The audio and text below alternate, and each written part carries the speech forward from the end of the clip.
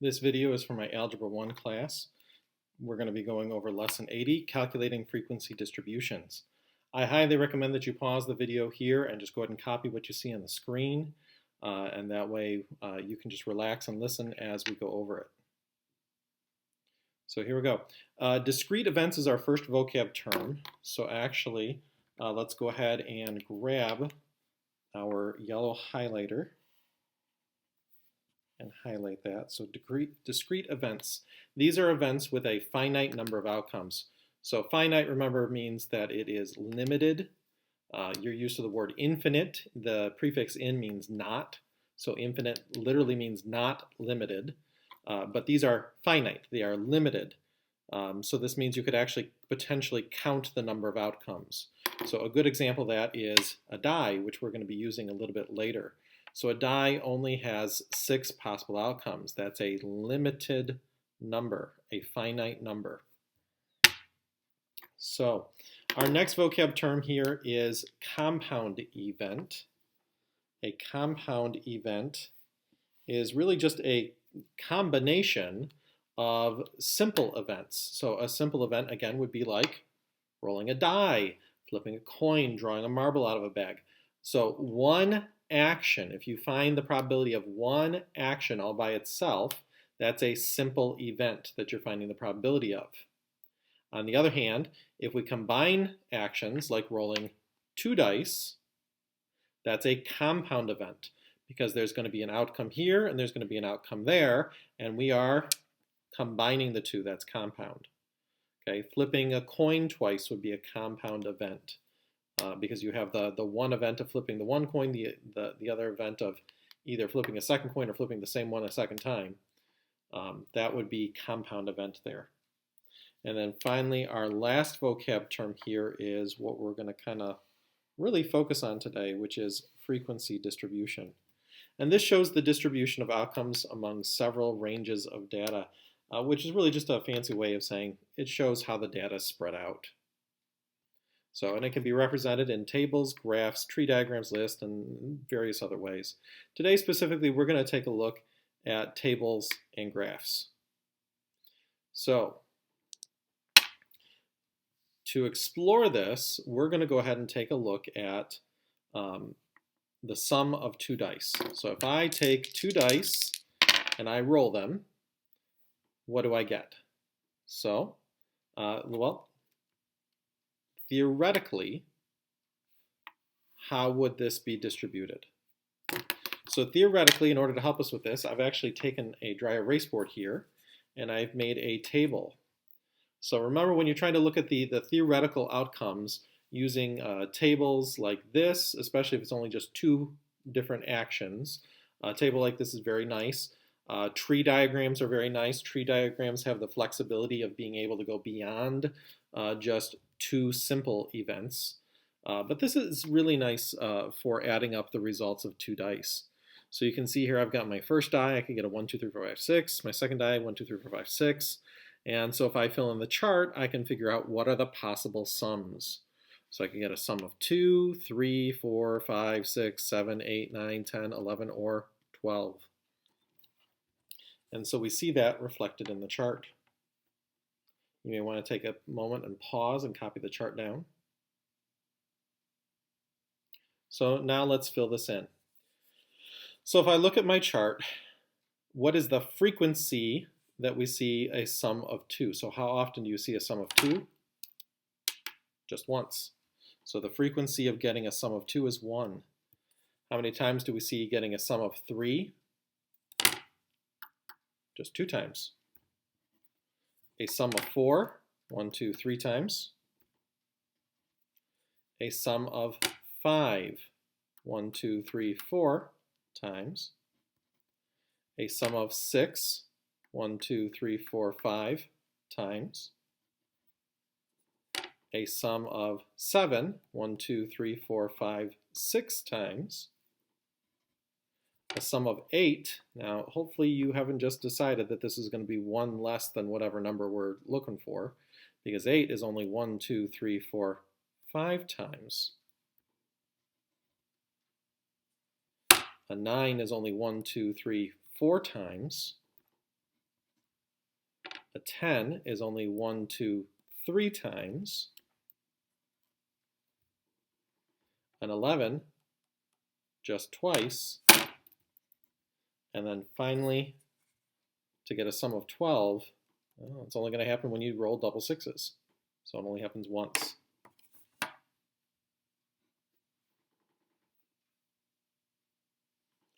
So right there, that shows the distribution of my data, the distribution of my outcomes.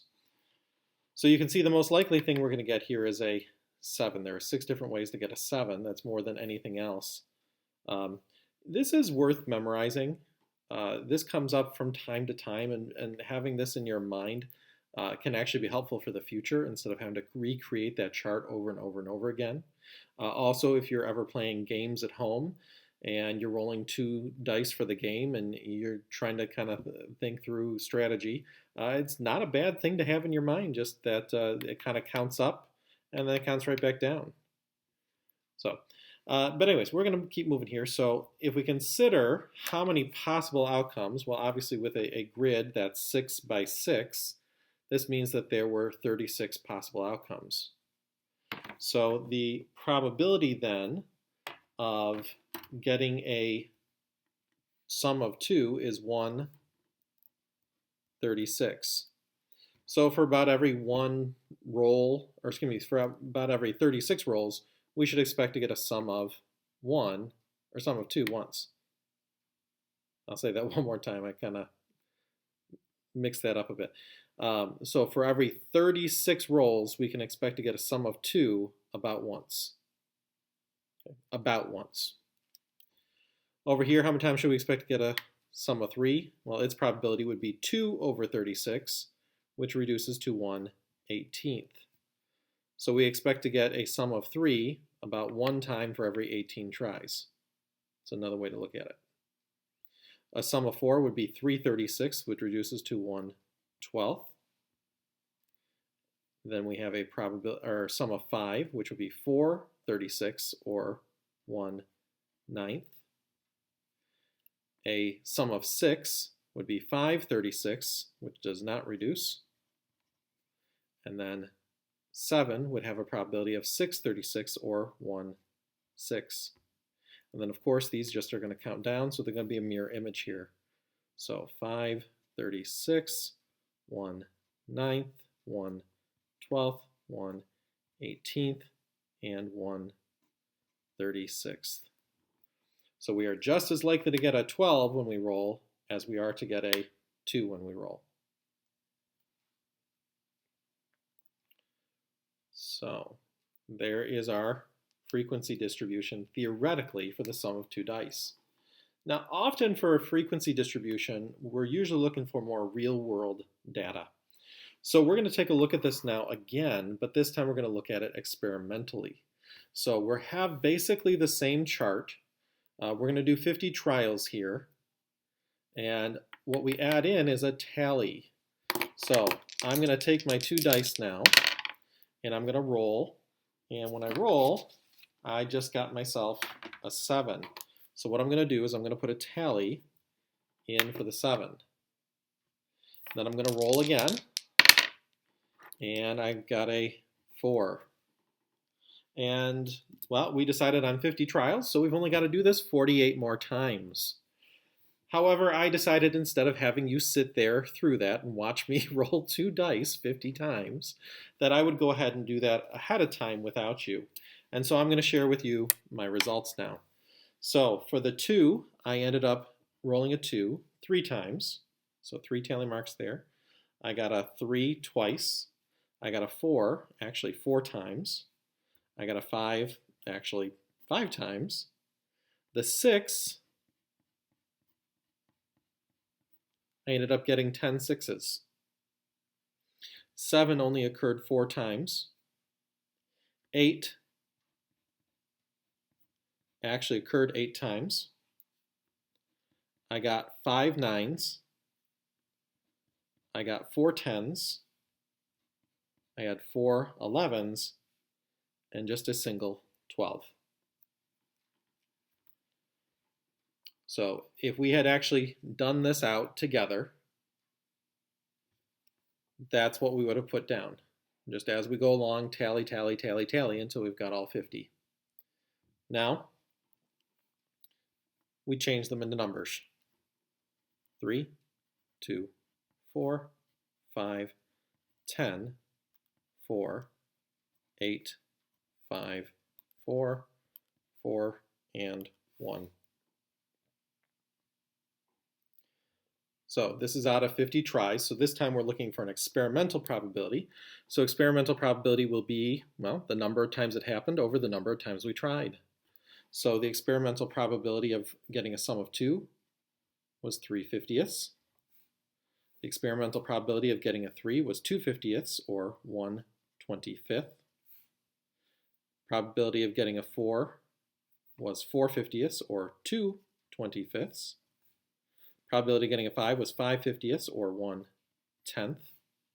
The probability of getting a 6 was 10/50ths, or 1/5. The probability of getting a 7 was 4/50ths, or 2/25ths. The probability of getting an 8 was 8/50ths, or 4/25ths. 5, sum of 9 would be, again, 5/50ths, 1/10th. Sum of 10 would be 2/25ths. Sum of 11 would also be 2/25ths. And then a sum of 12 was 1/50th. Now, if I do a fair number of trials, really with 36 theoretical outcomes, 50 trials really isn't that much. So if we did this over and over and over and over again, we should expect that these experimental probabilities should start getting close to these theoretical probabilities. But again, 50 trials really isn't quite enough. But that's okay. It'll get the point across today. So the last thing I want to do here is I do want to take a look at a graph with you. So what we're going to do is we're going to make a frequency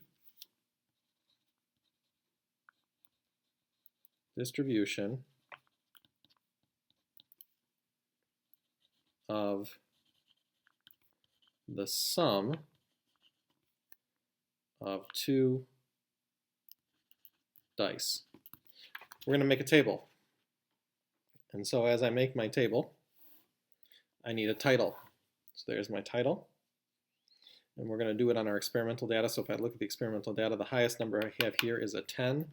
So I'm going to have a 10 at the top of my data. I'm going to go ahead and put my 10 right there. That'll be that line right there is that 10.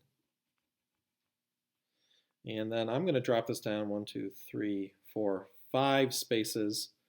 And I'm just going to make each one of these blue lines 2.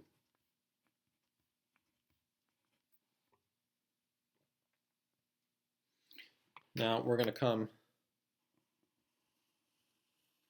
out this way, and we're going to put in our possibilities. So we have a possibility of 2, 3, 4, 5, 6, 7, 8, 9, 10, a little more space there, 11, and 12. So these right here are the sum of 2 dice. And over here, for my vertical axis, this is the frequency. So in a table, don't forget to put your labels on your axes. All right, now we just make our bars. So for this graph, I'm going to make a bar. So a sum of 2 happened 3 times. I'm going to make a bar that is 3 tall. 3 happened twice, so this one will be 2 tall. 4 happened 4 times. 5 happened 5 times.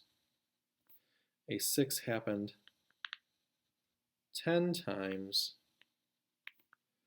7 happened only 4 times. An 8 happened 8 times.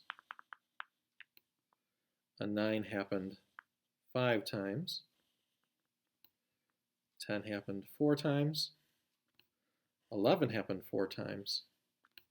And a 12 happened just once. And so what we see here is we do see kind of a collection of most of the values being more towards the middle. They're relatively spread out actually, but more towards the middle.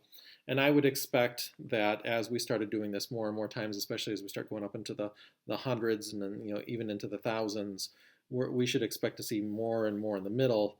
These continue to be small, but these growing more.